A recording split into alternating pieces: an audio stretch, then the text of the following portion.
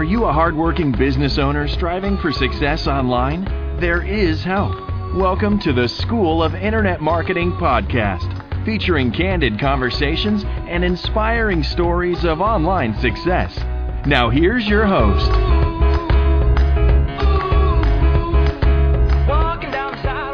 Yes, this is James Martell, founder of the School of Internet Marketing, and today I'm your host, and I'll be talking with Stephanie Lichtenstein from Micromedia Marketing about easy and exciting ways you can take advantage of Facebook to acquire new customers by simply taking advantage of the many free and low-cost tools and services Facebook makes available to business owners. And just a reminder to our listeners that if you have questions for our guests during the show or at any time, you can send your questions on Twitter using our hashtag #GoGreatMinds. Now, if you're wondering why Facebook, as of September 2012, according to Wikipedia, Facebook has over 1 billion active users, with more than half of them using Facebook on a mobile device. Stephanie is an instructor here at the School of Internet Marketing. She's also in the field working with clients every day on social media strategies and campaigns. She has an impressive background in the internet marketing industry, working with both Internet Retailer Top 500 and Fortune 500 companies. Stephanie is also a very sought-after speaker at industry conferences, and she lives in beautiful Miami, Florida, with her fiancé. Stephanie, great to be chatting with you today. Thank you for having me, James. Now, let's talk about Facebook, and maybe we'll start off with a Facebook business page. I do know listeners may have a page that they put together some time ago and they really haven't done much with it, and it could really use a lot of work, or they don't have one at all. So maybe you could start off with why is having a page or a presence on Facebook important for business?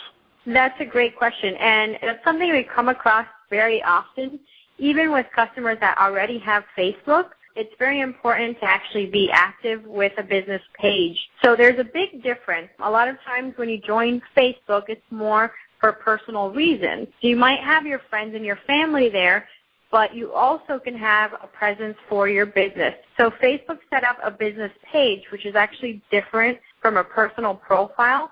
And what's really cool about a business page is whether you have a brick and mortar or you have a website, you can promote your business. And what's even better about it is you can actually target your ideal audience on Facebook. And as you mentioned, James, there are now over 1 billion users on Facebook. So what's great about it is if it's a local business that you have, you can target that kind of business. And you can also, through a brick and mortar, promote to your existing customers and actually create more customers and more fans through their friends and their connections that they have on Facebook. I've been looking at some stats recently, and the statistics on Facebook are astounding, and just a couple of them. It says there are 1 billion posts per day made on Facebook, and the average user spends nearly 7 hours per month on the social networking site, and 1 out of every 5 page views on the Internet is now on Facebook. It's incredible how the world, the local audiences as well, of course, within that, have all migrated into Facebook. What's been your experience with small businesses and small to medium-sized businesses with Facebook? Yeah, and that's a good thing that you mentioned how much time people actually spend on Facebook. So it ends up being about 24 minutes a day. So this is all during the day while, they're supposed to be at work. They might be on their mobile phones, their iPads, or in front of their computer, and they're going in and they're checking what's going on. So my experience with small businesses is that they've been able to reach their audience better through Facebook than they would through just their traditional website. Now, it doesn't take away from the website. What we actually do is we use social media as a tool to direct traffic back to a website or a blog and even to collect emails. But the first place that they're actually going to see that and the first place you can grab their attention is going to be through Facebook, since they're spending so much time there in the first place.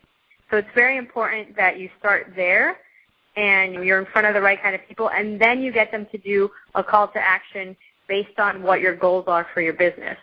And that's something that you need to figure out what would be the best thing, to have them come into the store, to collect an email, to send them to a blog post. But it's always important to have a strategy and a plan behind what it is that you're doing with your Facebook page. There's a stat I'm looking at here. It says, of Facebook's 1 billion plus users, which is staggering to even be able to say that, it says 57% access the site from a mobile device. Of course, Facebook is also very mobile friendly, and we do know that the world is going mobile. We're coming up to a time where they actually say there'll be more people accessing the internet via mobile devices rather than PCs and laptops. Correct. Can you speak to that a little bit?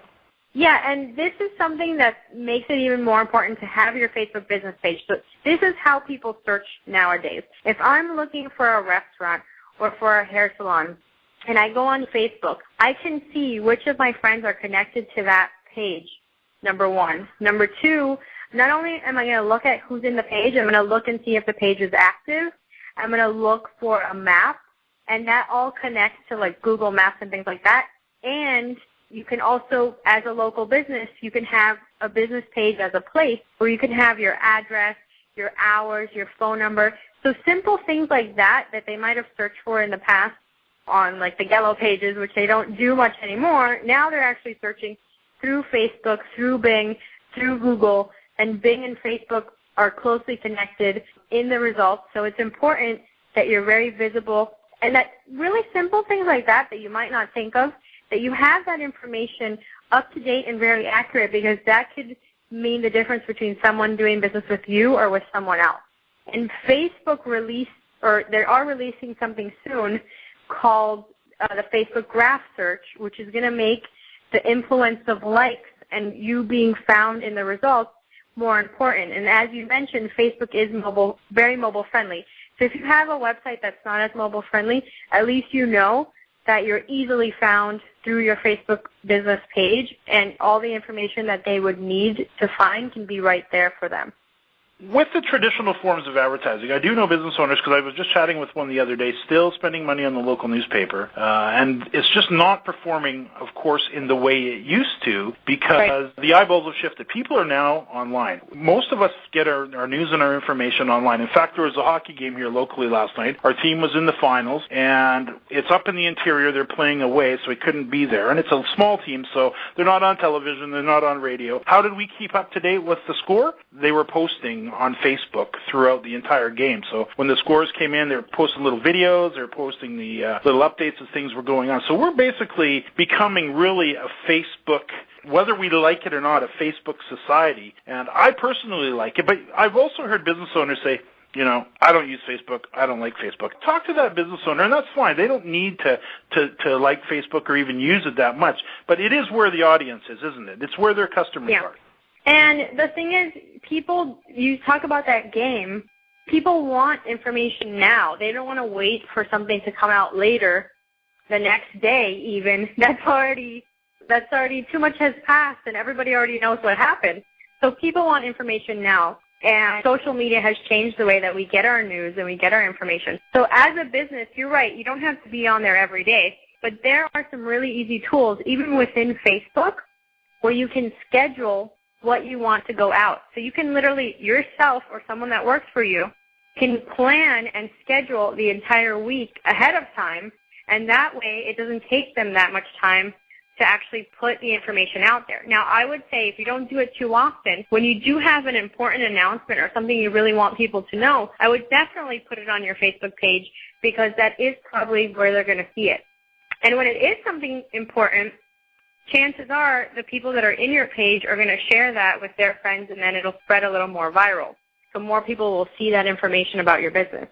I had the question the other day, is Facebook really set up in such a way that if I spend the time working on it and putting together a business page and building a presence in Facebook, do you have any examples of businesses where they're actually getting new customers? And it's a fair question. Of course, the answer is yes, but talk to that. Yeah, I'll talk about a couple of examples. One, I've been doing business with them for a long time, and they have a really good, positive feedback online about what they do with their business, and that's Sticker Giant. This is a company based out of Colorado, and they print custom stickers.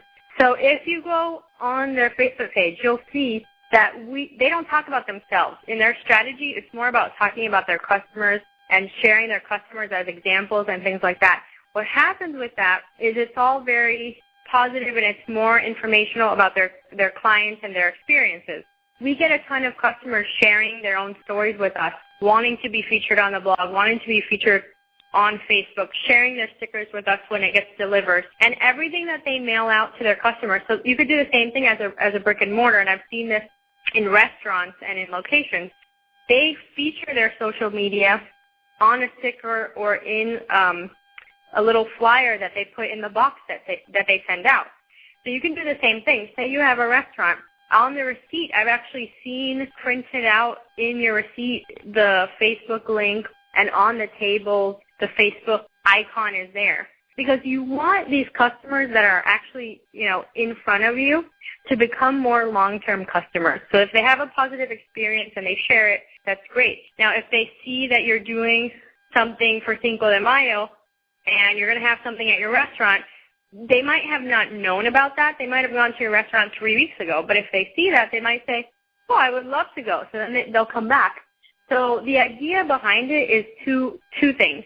One, to get your existing customers to be more long-term and loyal. And two, to draw in new customers that didn't even know you were there. And one stat that I talk about a lot, and it's actually increased. It used to be 78%, but now it's 90% of consumers trust peer recommendations, and only 14% trust advertisements, meaning that people respond a lot more and they're willing to shop or to visit a location based on what their friends and their family recommend versus what an ad would be telling them. And that's what Facebook is.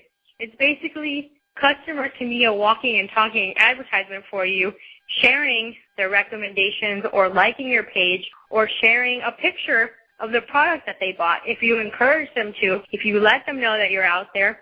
And you can do it in subtle ways. You can do it in email responses, in receipts, on your store window, just by having a Facebook sticker. Little things like that can go a long way. I understand you're an instructor here, of course, at the School of Internet Marketing for your course, Facebook 101 for Business. Would you please give us an idea what the business owner will have accomplished by the time they finish up your course? Absolutely. So first, you'll know exactly what kind of a business page to set up. So whether you have one or not, there might be some things that we want to edit a little bit so that you're more easily found when someone's searching for you on Facebook. So first, we're going to go through the different types of business pages and which one fits your business the best. And then we're going to go through setting up that page, making it look good, making it fit the rest of your marketing. And then we're going to show you different kinds of ways to post on that page, different examples, and we're going to walk you through from A to Z everything that you can be doing on that page and how that can work for you. Then we'll see how you can schedule things in order to save you time. And not only that, but we're going to talk about the strategy behind it. And that's very important. If you just wake up every day and say, oh, I'm going to post, today was Earth Day, so I'm going to post about that today on Facebook, which it was, that's fine and dandy, but you need to have an overall plan that's actually doing something for your business, that's bringing you business, that has a call to action, that has a plan. So we actually discussed how you can put that plan together for yourself. And then, last but not least, we discussed the analytics side, which actually shows you how to track and see what's performing the best for you and how to leverage that for future posts and be very successful in your social media.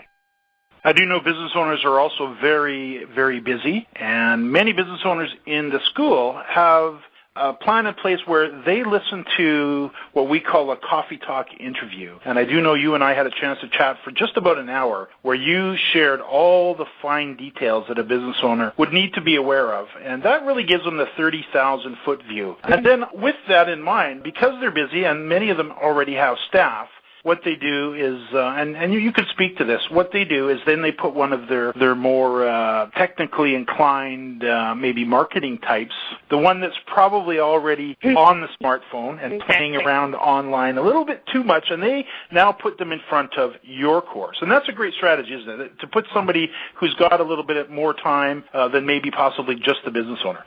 Yeah, and it can be a little combination of both, but the idea is that you are consistent in how often you post and that you have good content and information going out there. So you don't want to give it just to anybody.